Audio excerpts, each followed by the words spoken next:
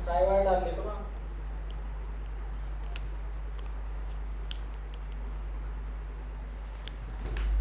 Hello दोस्तों, नमस्कार, राम राम। कल हमने बात की थी एक क्लास 10 के एक चैप्टर की जिसका नाम है विद्युत। और विद्युत के अंदर हमने कुछ पॉइंट्स पढ़ भी लिए थे और आज हम उसी जो पॉइंट पढ़ लिए थे उनके आगे के जो पॉइंट्स बचे हुए हैं उनके बारे में बात करेंगे। तो हम देखते हैं, सबसे पहले तो विद्युत।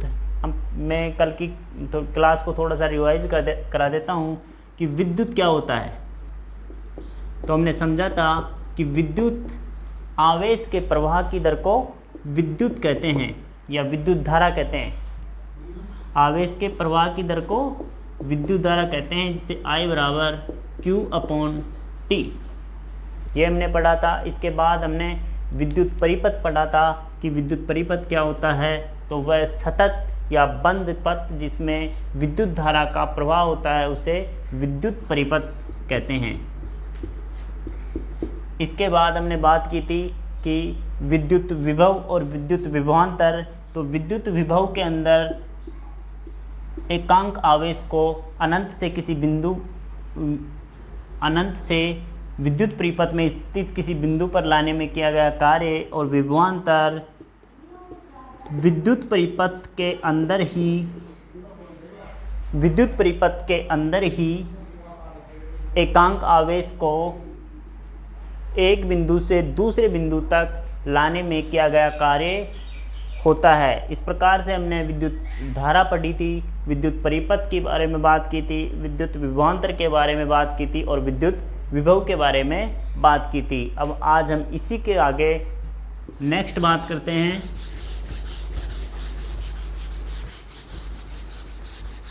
और आज हम बात करेंगे ओम का नियम। काफ़ी मोस्ट पॉइंट है ओम का नियम। ओम का नियम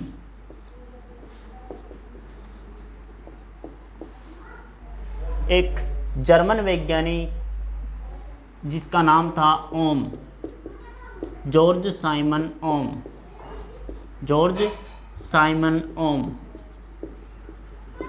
जिनके द्वारा ओम का नियम दिया गया। ओम का नियम इस प्रकार से होता है, मान लीजिए कोई धातु तार है जिसका एक सिरा A है व दूसरा सिरा B है। तो इन दोनों सिरों के बीच जो विभवांतर होता है वो प्रवाहित जो धारा होती है उसके समानुपाती होती है। लेकिन यहाँ पे एक कंडीशन होती है। एक कंडीशन ये है कि इस समय जो तार का ताप है, जो टेम्परेचर है, वो कांस्टेंट होना चाहिए, यानी कि ताप स्थिर होना चाहिए, तभी ये नियम इस पर लागू होगा। तो यहाँ से ओम का नियम क्या कहता है कि धातु तार के दो सिरों के बीच विभवांतर, उसमें प्रवाहित होने वाली जो धारा है उसके समानुपाती होता है, लेकिन जो तार है उसका ताप नियत होना चाहिए। तो इस प्रकार से हम इसकी परिभाषा देख लेते हैं ओम के नियम की।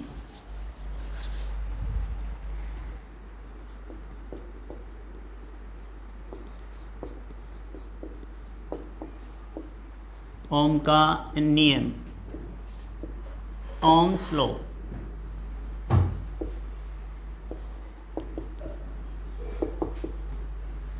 ओम्स लॉ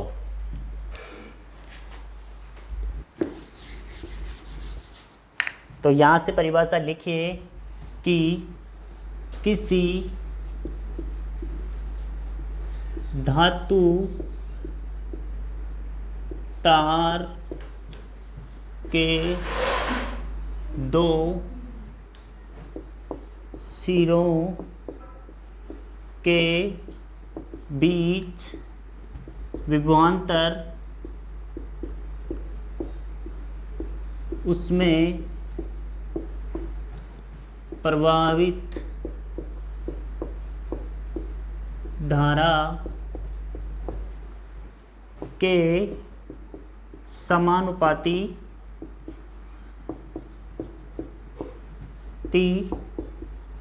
होती है यदि तार का ताप समान रहे। तो हमने देखा कि ओम्स लॉ क्या कहता है, ओम का नियम क्या कहता है, किसी धातु तार के दो सिरों के बीच जो विभवांतर होता है वह उसमें प्रवाहित धारा के समानुपाती होता है यदि तार का ताप समान रहे। तो इस प्रकार से हम एक तार ले लेते हैं, ये जिसका रेजिस्टेंस R मान लेते हैं। R यहाँ से प्रतिरोध है जो बाद में हम अभी देखते हैं थोड़ी देर में। तो यहाँ से दो पॉइंट है A व B, दो सिरे हैं इस तार के। इस तार की लंबाई मान लीजिए L मीटर है और इसमें प्रवाहित जो विभवांतर है वो V है। तो यहाँ से नियमानुसार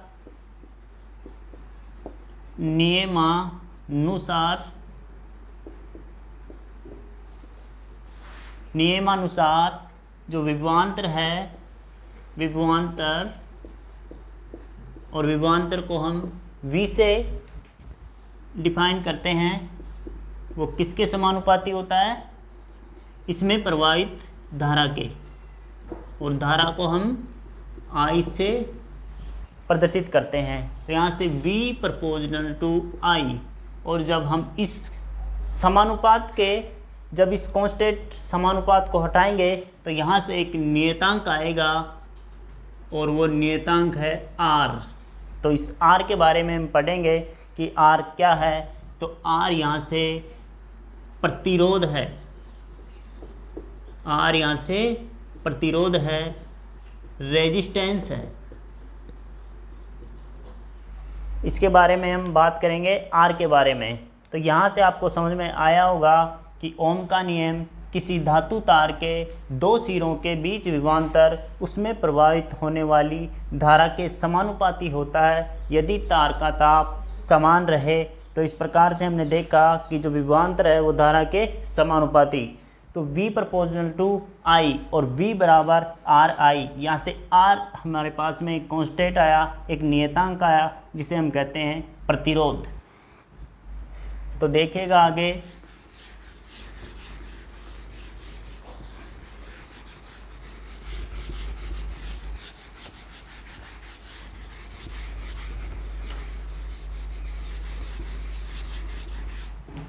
अभी हमने देखा कि V प्रोपोर्शनल टू I और V बराबर RI।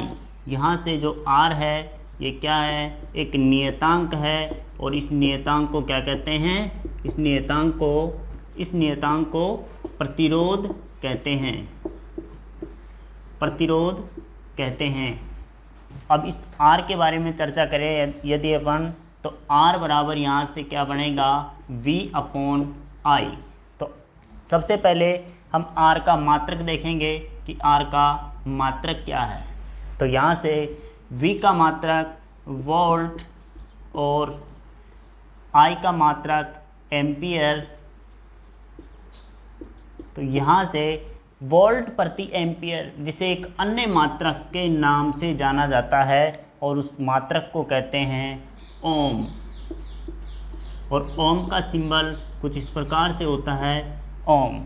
और ये ओम जो मात्रक है वो जर्मन वैज्ञानिक जॉर्ज साइमन ओम के नाम पर इसका मात्रक ओम रखा गया। तो इसका मात्रक, इसके दो मात्रक हैं, एक तो वोल्ट प्रति एम्पियर, वोल्ट प्रति एम्पियर, और एक मात्रक है ओम, एक मात्रक ओम। तो इस प्रकार से हमने रेजिस्टेंस की भी बात कर ली कि जो प्रतिरोध होता है वो क्या होता है। तो प्रतिरोध की अब परिभाषा भी देख लेते हैं साथ ही साथ कि प्रतिरोध जो है इसकी परिभाषा हम देखेंगे कि प्रतिरोध की जो परिभाषा है वो क्या बनेगी।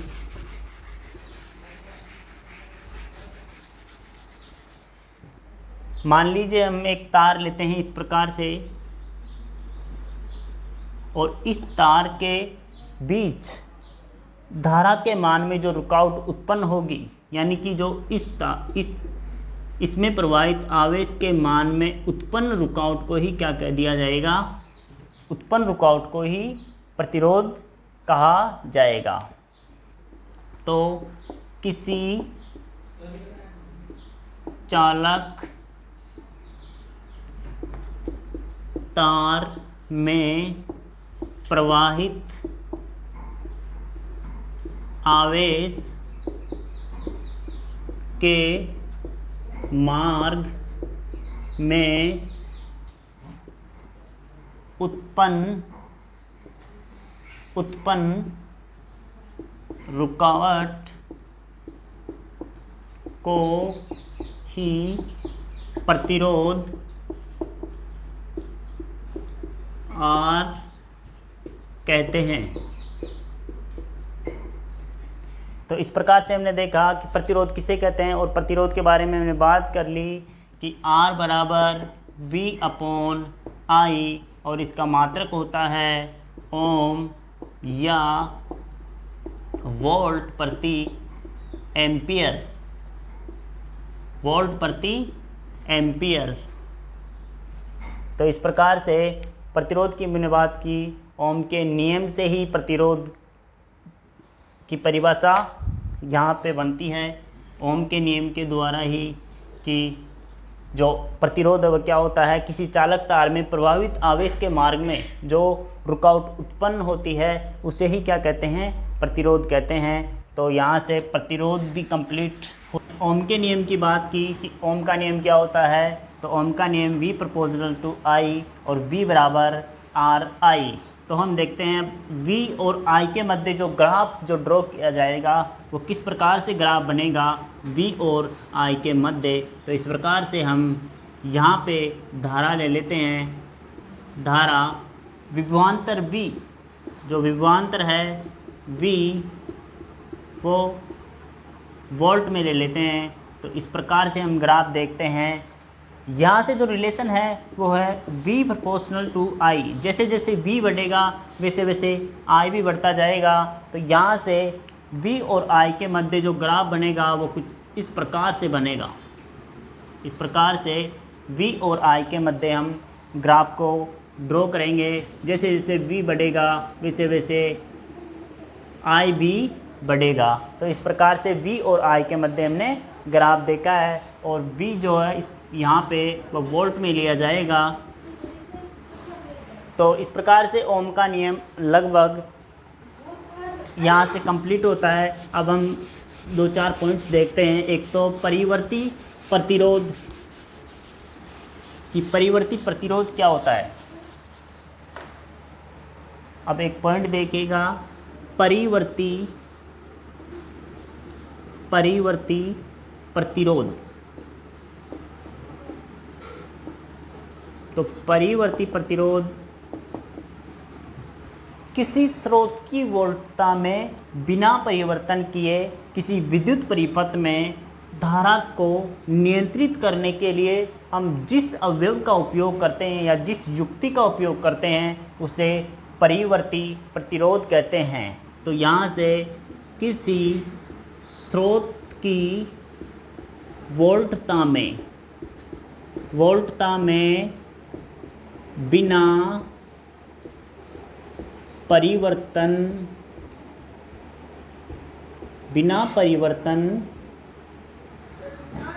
के किसी परिपथ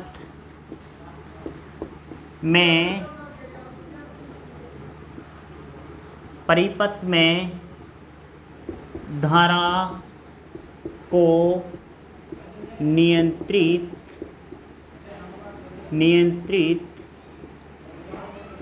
करने वाला अवयव या युक्ति परिवर्ती प्रतिरोध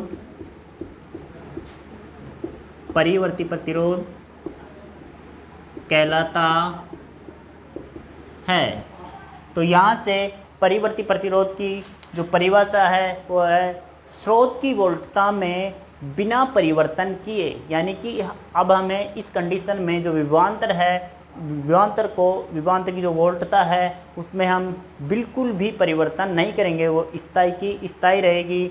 और उस कंडीशन में परिपथ में जो धारा बह रही है उसको नियंत्रित करने के लिए, उस धारा को कंट्रोल करने के लिए हम जिस अवयव या युक्ति का प्रयोग करते हैं उसे परिवर्ती प्रतिरोध कहते हैं। तो इस प्रकार से परिवर्ती प्रतिरोध हमने देखा। और अब हम आगे चलते हैं धारा नियंत्रक। किसी विद्युत परिपथ में प्रतिरोध को नियंत्रित करने वाला अवयव, एक धारा नियंत्रक और देख लीजिएगा, धारा नियंत्रक ये करंट कंट्रोलर क्या होता है, तो ये देखेगा किसी विद्युत परिपथ में प्रतिरोध को नियंत्रित करने वाली युक्ति। किसी विद्युत परिपथ में प्रतिरोध जो रेजिस्टेंस है, प्रतिरोध को नियंत्रित करने वाली युक्ति धारा नियंत्रक कहलाती है। धारा नियंत्रक कहलाती है। वैसे तो धारा नियंत्रक को जैसे डिनोट किया जाता है, लेकिन वो आगे की जो कक्षाएं हैं जैसे 11th 12th वहाँ पे आप पढ़ोगे कि धारा नियंत्रक। यहाँ पे सिर्फ आपको ये ध्यान रखना है कि धारा नियंत्रक किसे कहते हैं, तो किसी विद्युत परिपथ में परिपथ के प्रतिरोध को नियंत्रित करने वाली युक्ति धारा नियंत्रक कहलाती है। तो इस प्रकार से हम धारा नियंत्रक भी पढ़ लिया, हमने परिवर्ती प्रतिरोध भी पढ़ लिया। तो इस प्रकार से हम आगे चलते हैं और अब हम देखते हैं कि प्रतिरोध की निर्भरता। प्रतिरोध किसी चालक तार में प्रवाहित होने वाले आवेश के मार्ग में उत्पन्न रुकावट होती है। और अब हम देखते हैं कि प्रतिरोध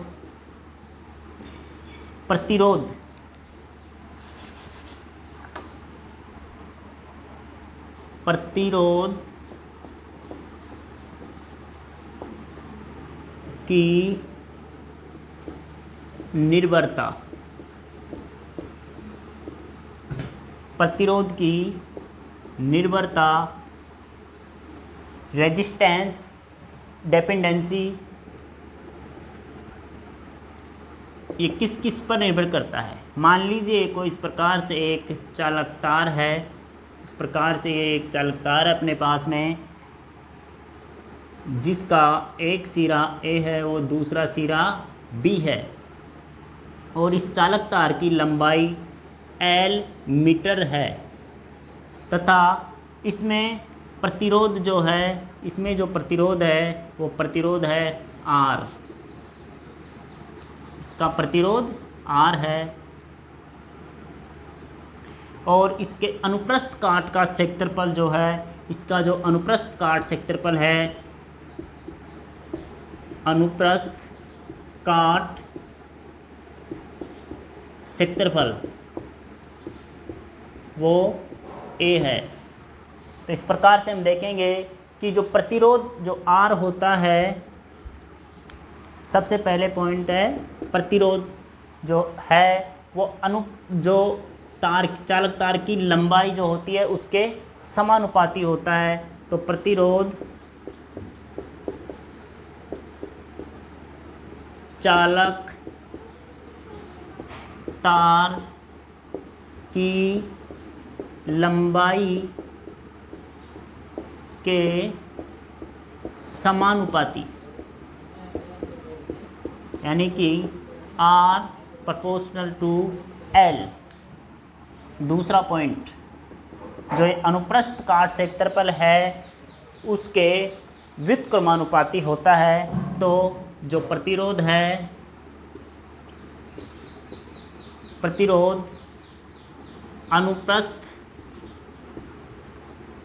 अनुप्रस्थ काट क्षेत्रफल A के व्युत्क्रमानुपाती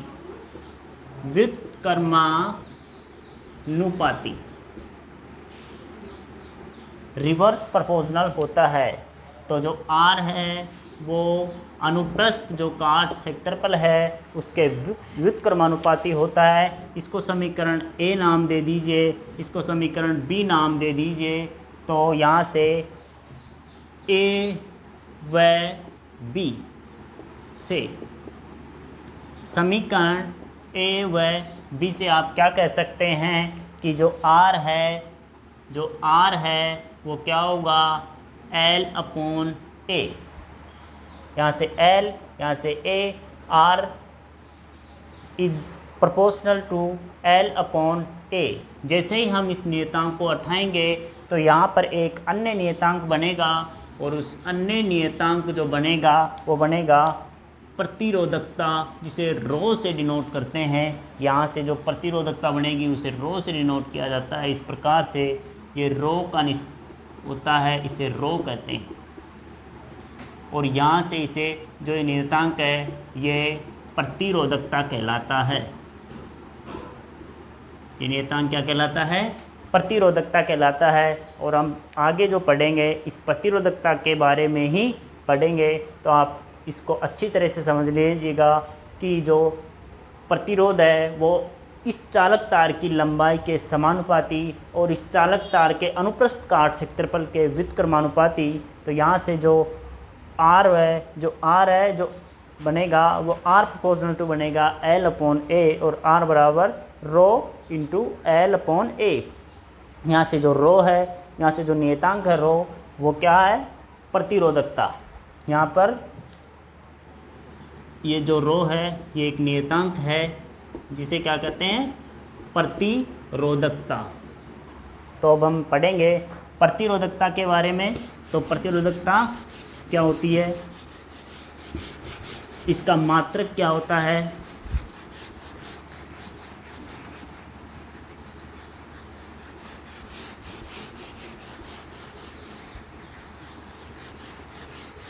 तो अब देखिए प्रतिरोधकता,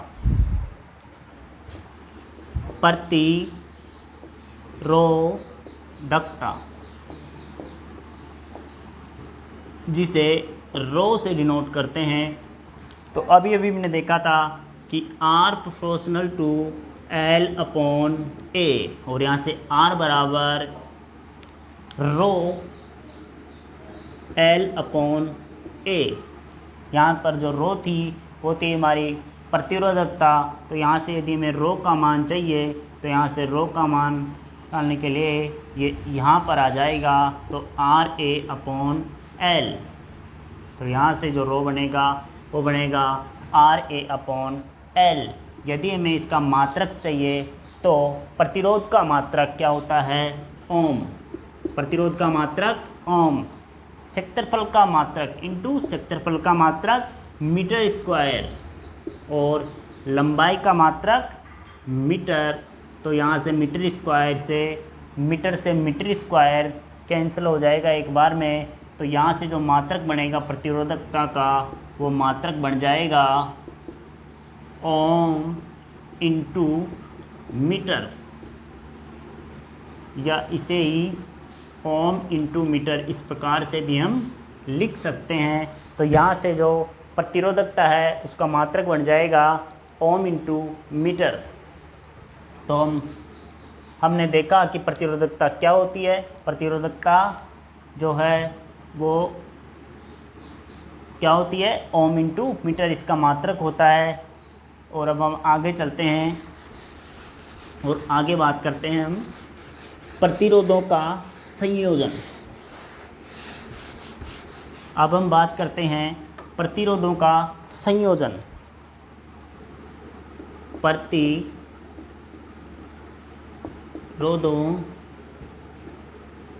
का संयोजन। प्रतिरोधों का जो संयोजन है वो दो प्रकार से किया जाता है, एक तो श्रेणी क्रम संयोजन और दूसरा समांतर क्रम संयोजन। तो हम दोनों ही देखने वाले हैं। एक श्रेणी क्रम संयोजन,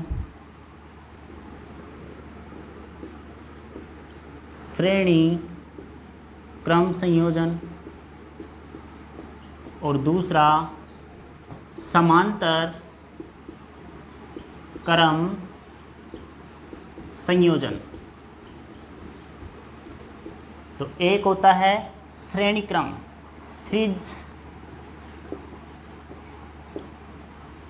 series combination,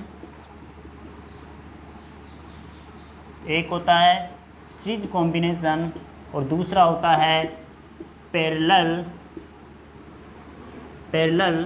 combination. Parallel combination. तो यहाँ से हम सबसे पहले देखेंगे श्रेणी क्रम संयोजन, उसके बाद में हम देखेंगे समांतर क्रम संयोजन। तो देखते हैं श्रेणी क्रम संयोजन। The resistance of series combination. तो हम देखते हैं श्रेणी क्रम संयोजन। श्रेणी क्रम संयोजन।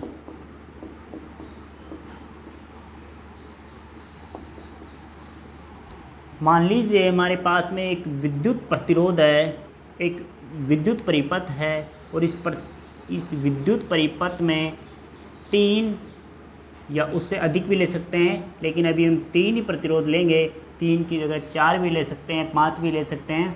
और एक प्रतिरोध R1 है, एक प्रतिरोध R2 है और एक प्रतिरोध R3 है, जिसे हम एक बैटरी के साथ में कनेक्ट कर देते हैं और एक कुंजी द्वारा इस परिपथ को जोड़ दिया जाता है। तो इस प्रकार से हम एक विद्युत परिपथ हमने बनाया जिसके अंदर 3 प्रतिरोध हमने जोड़े हैं, एक R1 है, एक R2 है, एक R3 है। तो यहाँ से जो धारा बहेगी वो कुछ इस प्रकार से बहेगी। तो सबसे पहले आप समझिए कि ये श्रेणी क्रम संयोजन है और इसमें हर पॉइंट पर धारा का मान समान रहने वाला है। जितनी धारा यहाँ पर बहेगी उतनी ही धारा यहाँ पर बहेगी और उतनी ही धारा यहाँ पर बहेगी। तो यहाँ पर धारा के मान में कोई चेंज नहीं होगा। तो श्रेणी क्रम संयोजन हम पढ़ रहे हैं, इसमें श्रेणी क्रम संयोजन में प्रत्येक बिंदु पर, परिपथ के प्रत्येक बिंदु पर धारा का मान तो समान रहेगा, लेकिन एक पॉइंट है यहाँ से कि यहाँ पर जो विभवांतर रहेगा वो हर पॉइंट पर अलग अलग रहेगा। मान लीजिए यहाँ पर विभवांतर V1 है और R2 जो रेजिस्टेंस है वहाँ पर विभवांतर V2 है और R3 जो विभवांतर है वहाँ पर विभवांतर V3 होगा। तो हम यहाँ से क्या कह सकते हैं? यहाँ से हम कह सकते हैं कि जो हमारा टोटल जो विभवांतर है वो V1 plus V2 plus V3, या हम आगे और यदि इसमें रेजिस्टेंस जोड़े तो इस प्रकार से हमारा जो टोटल हमारा जो विभवांतर है, जो वोल्टेज है, वो इस प्रकार से बनेगा कि V बराबर V1 plus V2 plus V3 और यहाँ से धारा का मान कांस्टेंट रहेगा। तो सबसे पहला पॉइंट लिखेगा कि श्रेणी क्रम संयोजन के अंदर जो धारा है वो धारा नियत रहती है, धारा नियत रहती है। और दूसरा पॉइंट विभवांतर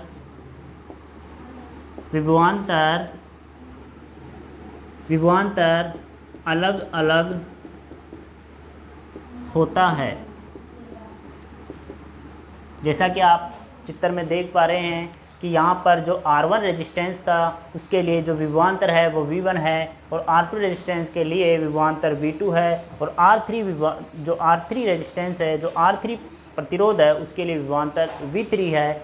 और यदि हम आगे R4 जोड़ें तो R4 के लिए विभवांतर V4 हो जाएगा। तो इस प्रकार से श्रेणी क्रम संयोजन है।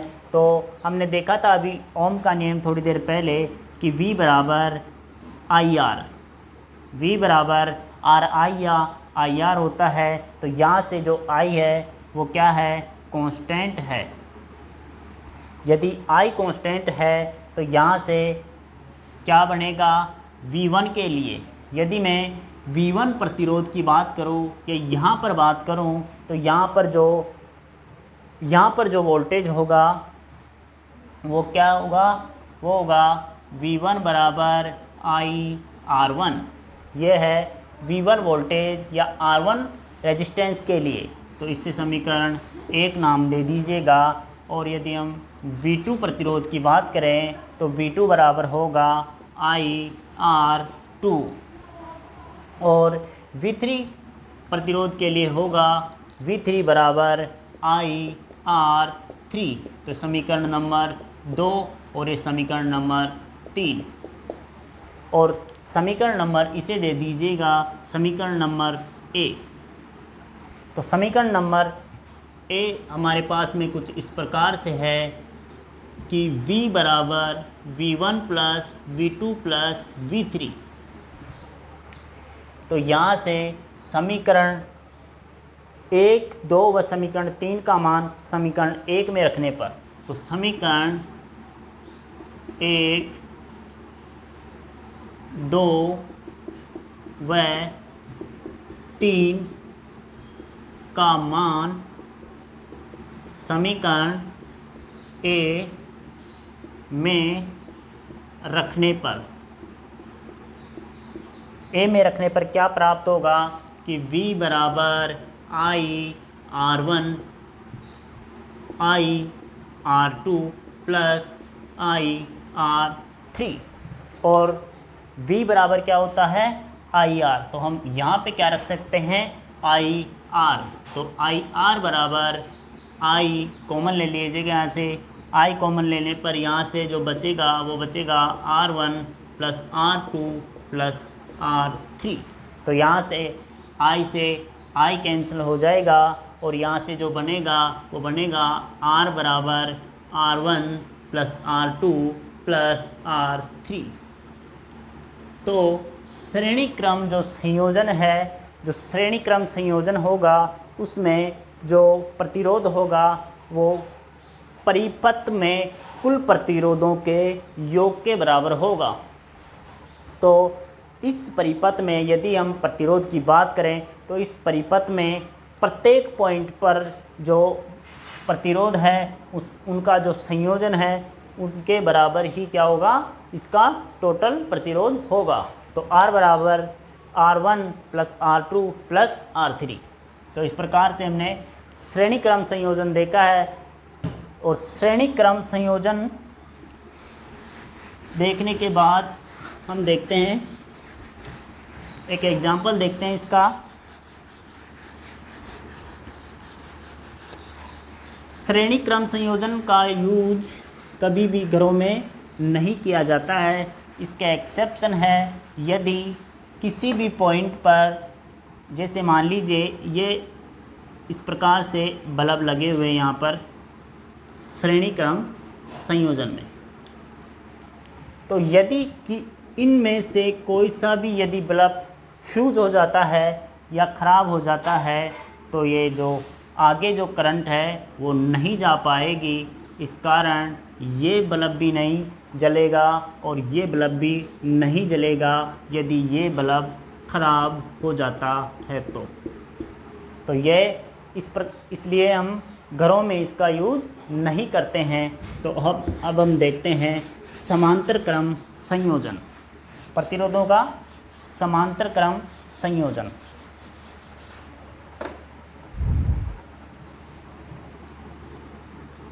अब B या दूसरा जो पॉइंट है वो देखते हैं अपन, प्रतिरोधों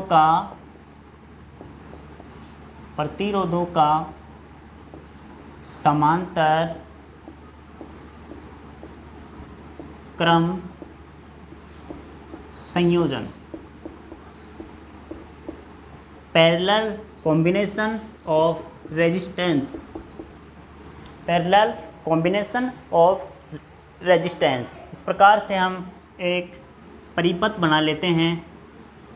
इस प्रकार से एक परिपथ है जिसे V वोल्टेज की बैटरी के साथ जोड़ दिया जाता है और इसमें एक कुंजी K लगा दी जाती है और यहाँ पर जो है V वोल्टेज की एक बैटरी लगा दी जाती है। और इस प्रकार से हम इसमें जो समांतर क्रम संयोजन है वो इस प्रकार से हम बनाते हैं, समांतर क्रम संयोजन।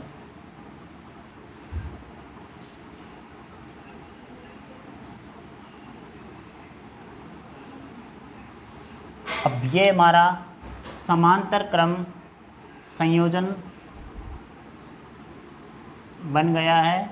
समांतर क्रम संयोजन, समांतर क्रम संयोजन में जो धारा है, मान लीजिए ये एक यहाँ पे एक पॉइंट है, ये पॉइंट A है और ये पॉइंट B है।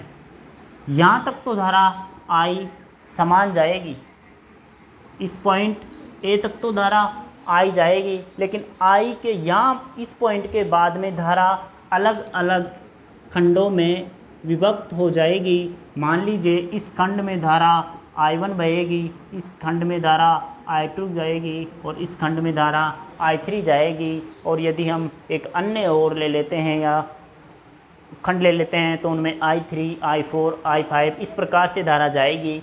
इस खंड के लिए प्रतिरोध R1, इस खंड के लिए R2 और इस खंड के लिए R3। तो यहाँ से आपने क्या समझा कि समांतर क्रम संयोजन के अंदर धारा जो है वो क्या रहती है, अलग अलग रहती है प्रत्येक खंड के लिए। लेकिन यहाँ पर जो विभवांतर होगा इस खंड के लिए भी क्या होगा, V होगा, और इस खंड के लिए भी क्या होगा, V होगा, और इस खंड के लिए भी V होगा। यहाँ पर जो विभवांतर है वो तीनों खंडों या अन्य और खंड जोड़ दिए जाए तो उन सभी के लिए विभवांतर V समान रहता है। तो सबसे पहला पॉइंट लिखिएगा आप कि प्रतिरोधों के समांतर क्रम संयोजन के अंदर विभवांतर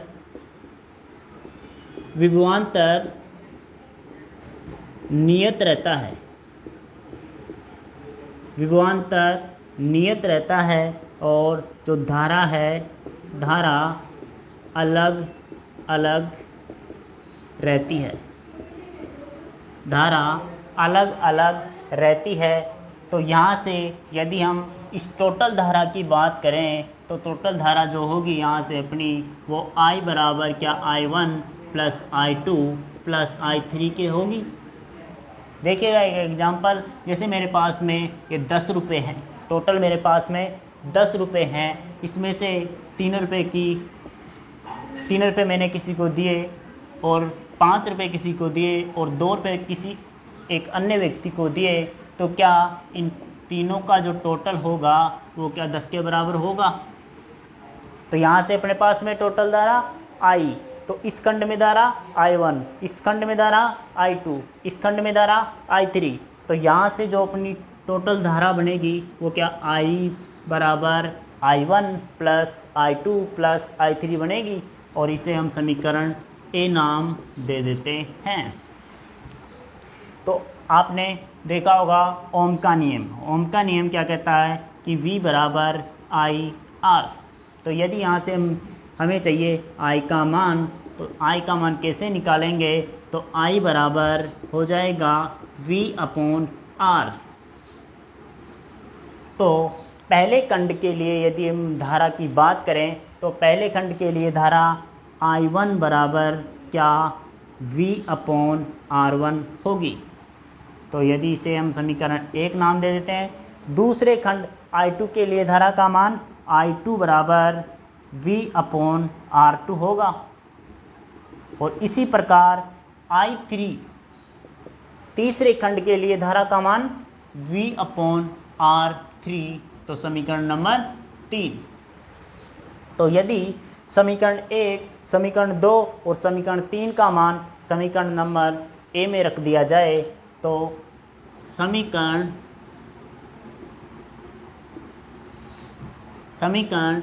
1, 2 व 3 का मान ए में रखने पर क्या प्राप्त होगा हमें कि इस प्रकार से हम रख देते हैं मान कि यहाँ से I बराबर V/R1 plus V/R2 plus V/R3। यहाँ से I1 का मान V/R1, I2 का मान V/R2 और I3 का मान V/R3। तो यहाँ से यदि यहाँ से बात करें तो I बराबर V/R, तो यहाँ से I का मान रख देते हैं V/R। तो यहाँ से बनेगा V, यहाँ से कॉमन ले लेते हैं तो 1/R1 plus 1/R2 plus 1/R3। तो यहाँ से V से V कैंसिल आउट हो जाएगा और यहाँ से जो बनेगा वो बनेगा कि 1/R is equal to 1/R1 plus 1/R2 plus 1/R3। तो यदि समांतर क्रम संयोजन में हम प्रतिरोध की बात करें तो समांतर क्रम संयोजन में प्रतिरोध, जो संपूर्ण प्रतिरोध का जो व्युत्क्रम होगा वो अलग अलग खंडों में जो प्रतिरोध है उनके व्युत्क्रमों के योग के बराबर होगा। तो इस प्रकार से हमने समांतर क्रम संयोजन की बात की है और समांतर क्रम संयोजन का यूज घरों में किया जाता है। तो यहाँ से एक पॉइंट और लिख लीजिएगा इसके बारे में कि समांतर क्रम संयोजन का यूज घरों में किया जाता है। एक पॉइंट और यहाँ पर लिख लीजिएगा कि समांतर क्रम संयोजन का उपयोग घरों में किया जाता है। अब क्यों किया जाता है, इसको समझने के लिए हम एक इस प्रकार से पॉइंट ए ले लेते हैं और यहाँ पर एक बल्ब इस प्रकार से लगा देते हैं, दूसरा बल्ब इस प्रकार से हम लगा देते हैं और तीसरा बल्ब इस प्रकार से हम लगा देते हैं इसमें और ये पॉइंट बी से इसे कनेक्ट कर दिया जाता है। तो यदि समांतर क्रम संयोजन में यदि ये बल्ब यदि ख़राब हो जाता है या फ्यूज़ हो जाता है तो उसके ख़राब या फ्यूज़ हो जाने के बाद में भी यहाँ पर जो धारा I1 थी वो तो यहाँ पर नहीं बहेगी, लेकिन यहाँ की जो धारा है I2 और यहाँ की जो धारा है I3 वो कंटिन्यूसली इसमें बहती रहेगी और हमें सप्लाई मिलती रहेगी। इस कारण से जो बल्ब, ये बल्ब इसको मान लीजिए B1, इसको B2 और इसको B3, तो B2 और B3 तो अभी भी बल्ब जलते रहेंगे। इस कारण से इसका यूज घरों में किया जाता है। तो समांतर क्रम संयोजन का यूज घरों में किस लिए किया जाता है ये हमने बता दिया आपको। और अब हम देखते हैं आगे, इसमें एक आध पॉइंट और बचे हैं आपके।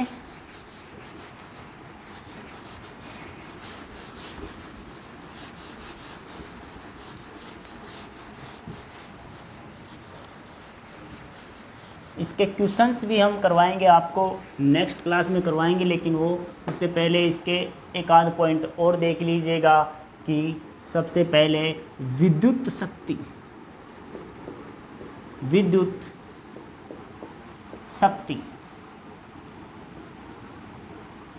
ये विद्युत शक्ति क्या होती है?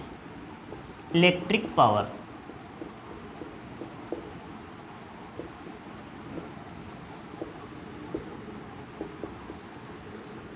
आपने क्लास 9th में पढ़ा होगा कि जो कार्य करने की दर होती है उसे क्या कहते हैं? शक्ति कहते हैं। तो यहाँ पर यदि हम इसकी परिभाषा देखना चाहें तो कार्य करने की दर, कार्य करने की दर, कार्य करने की दर विद्युत शक्ति कहलाती है। लेकिन जो ये कार्य होगा ये भी यहाँ पर विद्युत के द्वारा होगा, इसलिए हम यहाँ पर कहेंगे कि विद्युत कार्य करने के लिए विद्युत कार्य करने की दर विद्युत शक्ति कहलाती है, या कार्य करने की दर शक्ति कहलाती है। तो कार्य को हम किससे डिनोट करते हैं? W से डिनोट करते हैं, और पावर को P से डिनोट किया जाता है, और विद्युत शक्ति को, विद्युत जो शक्ति है इसे किससे प्रदर्शित किया जाता है? इसको P द्वारा प्रदर्शित करते हैं। तो यहाँ से P बराबर जो है वो होगा कार्य बटा समय, या W/T। तो यहाँ से P बराबर W/T। विद्युत कार्य की हमने बात की थी अभी भी, कार्य की कि विभवांतर क्या होता है? विभवांतर होता है V बराबर W/Q। V बराबर W आएगा VQ, W बराबर VQ। तो यदि हम VQ का मान, यहाँ पर जो समीकरण A है, यदि W का मान समीकरण A में रख दिया जाए तो यहाँ से क्या बनेगा?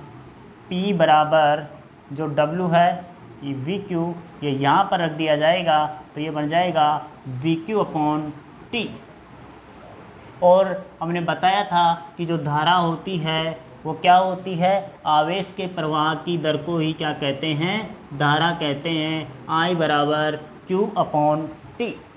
तो यहाँ से यदि इस प्रकार से हम देखें, P बराबर V/Q/T बनेगा, और Q/T का मान क्या आ जाएगा? I आ जाएगा। तो यहाँ से जो विद्युत जो शक्ति बनेगी वो क्या बनेगी? P बराबर VI। विद्युत शक्ति क्या बनेगी? P बराबर VI। और यदि इसका मात्रक देखा जाए तो इसका मात्रक होता है volt into ampere. Volt into ampere, या इसे एक अन्य मात्रक के रूप में जाना जाता है, जिसे हम कहते हैं वोट। तो विद्युत शक्ति का मात्रक वोल्ट इंटू एम्पियर या वोट होता है। तो अब हम देखते हैं विद्युत शक्ति के कुछ और मात्रक भी हम इसमें देखेंगे। तो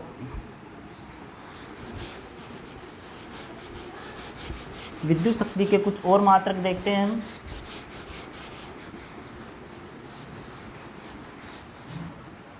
यदि विद्युत शक्ति के व्यापारिक विद्युत जो शक्ति है, विद्युत शक्ति P का व्यावसायिक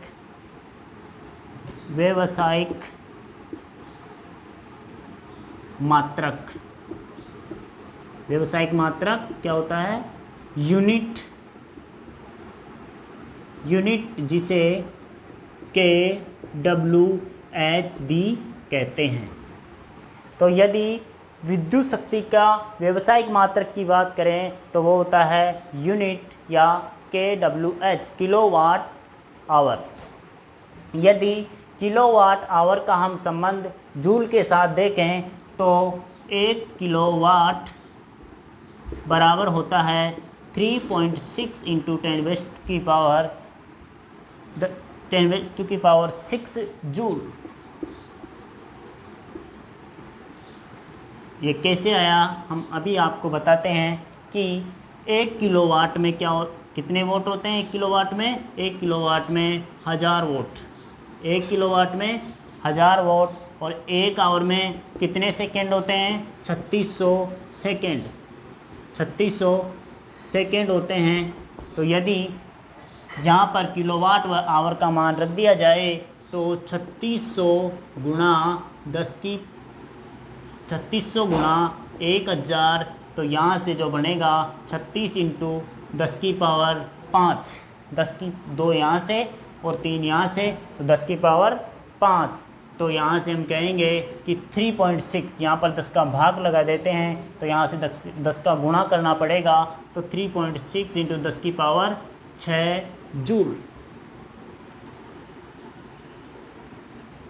तो इस प्रकार से जो एक यूनिट होती है वो किसके बराबर होती है, 3.6 इंटू 10 की पावर 6 जूल के बराबर होती है। और ये कैसे आया, ये भी हमने इसके बारे में भी हमने बात की है कि ये कैसे आया। तो इस प्रकार से विद्युत शक्ति कार्य करने की दर है जो विद्युत शक्ति कहलाती है। और विद्युत शक्ति के बारे में हमने बात किया था कि P बराबर होता है W/T। जो W था, W बराबर VQ, W बराबर था, W बराबर अपने पास में था VQ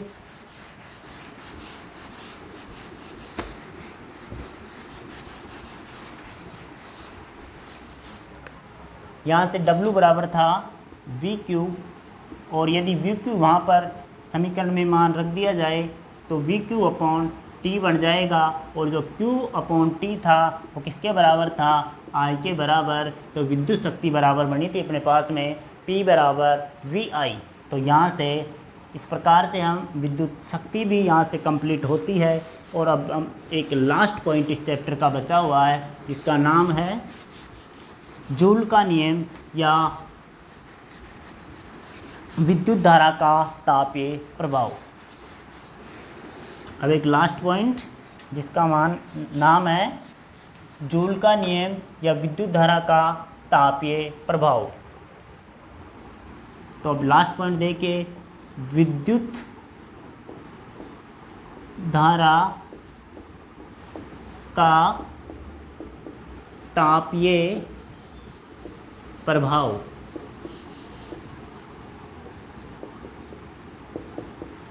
The effect of electric current, the thermal effect of electric current, the thermal effect of electric current, ये क्या होता है। जैसे आपने देखा होगा कि ये कोई विद्युत प्रेस है, इस प्रकार से अपने पास में इस प्रकार से विद्युत प्रेस है, और जैसे ही इस विद्युत प्रेस को हम किससे कनेक्ट करते हैं, धारा I से कनेक्ट करेंगे तो यहाँ से क्या होगी, ऊष्मा उत्पन्न होगी। यहाँ से क्या होगी, धारा उत्पन्न होगी। और ये धारा जो ऊष्मा उत्पन्न हुई किसके कारण हुई, I के कारण उत्पन्न हुई है। ये उत्पन्न ऊष्मा ही क्या कहलाती है, ऊष्मा ही क्या कहलाती है, विद्युत धारा का तापीय प्रभाव। तो यहाँ से परिभाषा लिखेगा, यहाँ से परिभाषा लिखेगा, ऐसे विद्युत चालक या चालक जिनमें यदि धारा प्रवाहित की जाए, धारा प्रवाहित करने पर ऊष्मा उत्पन्न हो तो वो चालक विद्युत धारा के तापीय प्रभाव को प्रकट करते हैं। इस प्रकार से जो एक चालक था अपने पास में, और इस चालक से जो अपने पास में जो धारा, इस चालक में जैसे ही धारा अपन ने I फ्लो की या I धारा प्रवाहित की तो यहाँ से एक ऊष्मा उत्पन्न हुई, और उत्पन्न ऊष्मा जिसे हम H कहते हैं, हीट, वो क्या होती है, ये उत्पन्न ऊष्मा क्या होती है, ये उत्पन्न ऊष्मा इसमें इस चालक तार में या इस चालक में प्रवाहित धारा के वर्ग के समानुपाती। और इस चालक का कुछ ना कुछ प्रतिरोध भी होगा, तो ये उत्पन्न ऊष्मा उस प्रतिरोध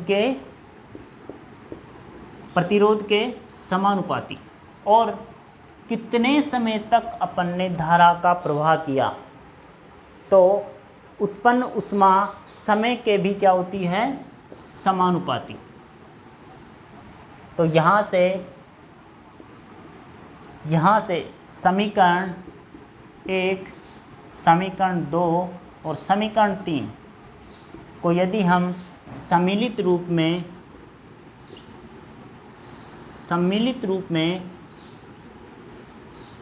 समीकरण 1, समीकरण 2 और समीकरण 3 को क्या लिखेंगे, तो सम्मिलित रूप में समीकरण 1, समीकरण 2 और समीकरण 3 को हम लिखेंगे H बराबर I स्क्वायर RT, जिसे ही क्या कहते हैं, जूल का नियम। जूल का नियम इसे ही कहते हैं। विद्युत धारा के तापीय प्रभाव को ही जूल का नियम भी कहते हैं, क्योंकि ये विद्युत धारा का जो तापीय प्रभाव है ये जूल नामक साइंटिस्ट के द्वारा खोजा गया था। इस कारण इसी के नाम पर इसका नाम जूल का नियम भी रख दिया गया है। तो अब हम यहाँ से H बराबर I स्क्वायर RT अपने पास में बन रहा है, H बराबर I स्क्वायर RT। कभी कभी इसके कुछ ड्राइव्स भी पूछ लिए जाते हैं, कुछ अन्य रूप भी पूछ लिए जाते हैं। तो आपने देखा होगा कि V बराबर होता है IR, V बराबर होता है IR। तो यदि हम इसको इस प्रकार से लिख सकते हैं कि HIRT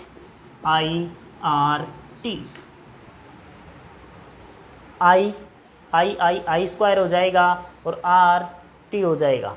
तो यहाँ से H बराबर I और V बराबर होता है IR। तो यहाँ से IR की जगह हम V रख देंगे और यहाँ पर T रख देंगे। तो H बराबर VIT। तो इसका ही एक अन्य रूप क्या दे दिया जाता है, H बराबर VIT, जिसे क्या कहते हैं, जूल का नियम। तो विद्युत धारा का तापीय प्रभाव भी हमने पढ़ लिया है। अब विद्युत धारा का तापीय प्रभाव दर्शाने वाली जो युक्तियां हैं, जो चालक हैं, उनके नाम लिख लीजिए कुछ। विद्युत धारा का तापीय प्रभाव दर्शाने वाली जो युक्तियां हैं उनके नाम देख लीजिएगा। तो विद्युत धारा का तापीय प्रभाव दर्शाने वाली युक्तियां, 1 विद्युत पंखा।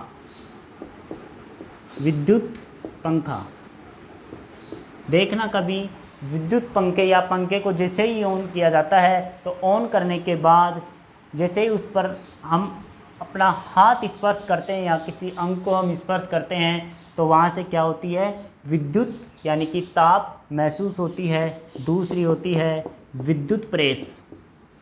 इसके बारे में तो आपको सबको पता ही होगा कि इससे तो वैसे ही हीट उत्पन्न होती है। और तीसरी जो है वो है विद्युत हीटर। तो विद्युत धारा का तापीय प्रभाव दर्शाने वाली युक्तियां हैं विद्युत पंखा, विद्युत प्रेस और विद्युत हीटर। इस प्रकार और भी अन्य हैं, लेकिन वो किसी काम की नहीं है आपकी। आप ये 3 याद रख लेना सिर्फ, एक तो विद्युत पंखा, एक प्रेस और एक हीटर। तो इस प्रकार से आपका जो विद्युत चैप्टर था वो आज हमने फिनिश कर दिया है। और इसके कुछ क्वेश्चंस हैं जो हम नेक्स्ट क्लास में करेंगे। और अब हम यहीं पर आज की क्लास को हम रोकते हैं। और यदि आपको समझ में नहीं आए तो आप कमेंट बॉक्स में लिख के हमें बताइएगा कि आपको कौन सा पॉइंट समझ में नहीं आया, ताकि हम उसे दोबारा से आपको अच्छे से समझा सके। और आप ज़्यादा से ज़्यादा चैनल को लाइक, शेयर एंड सब्सक्राइब कीजिए। और चैनल का नाम है साइंस कैफ़े 100। साइंस कैफ़े 100 जैसे ही आप यूट्यूब पे इसे सर्च करोगे तो हमारी क्लासें आपको मिल जाएगी प्रॉपर वे में। और इस प्रकार से हमने 2 क्लासों के अंदर जो क्लास 10th का जो चैप्टर था विद्युत, उसे फिनिश कर दिया है। और आज की क्लास को हम यहीं पर समाप्त कर रहे हैं। और आपका भी कर्तव्य बनता है कि आप ज़्यादा से ज़्यादा लाइक शेयर एंड सब्सक्राइब करें और इस वीडियो को ज़्यादा से ज़्यादा शेयर करें। थैंक यू, धन्यवाद।